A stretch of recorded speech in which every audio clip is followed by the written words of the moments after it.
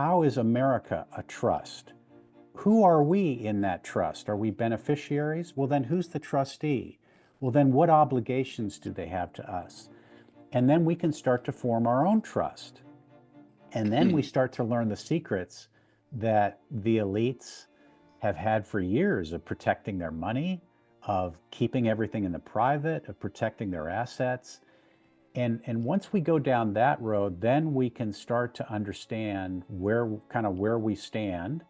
And then we can go to the higher levels, discharging debt, because HJR 192 says that all debt has been paid for. When America went from an asset-backed situation to a credit-based fiat dollar, they said, okay, all debt has been paid for.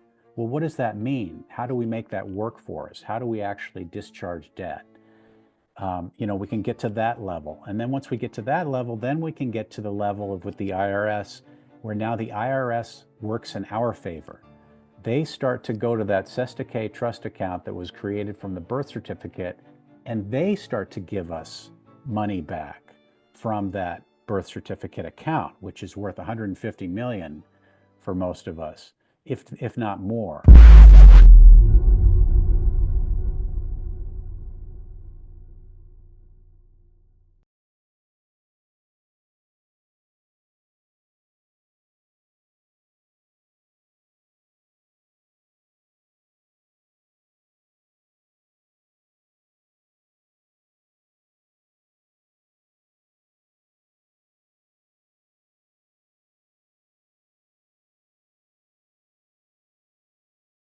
Yeah, and there's an order I find to these events. For example, you can't be in the throes of an addiction or some lifestyle situation where you're dependent on a source for love or money that is not aligned with your true spiritual nature. You can't go from there to, oh, I want all my money back from the IRS now.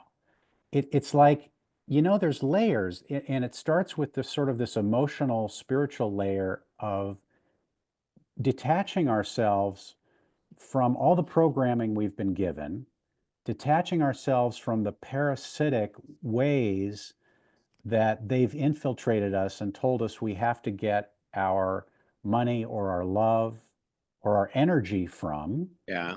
So we got to pull all that back first, right? And get it all back here, get our pineal gland back in shape so that now we're seeing clearly. Now we can sense clearly. Okay, from that position, right, we can start to dip our foot in the water and say, okay, what is a trust?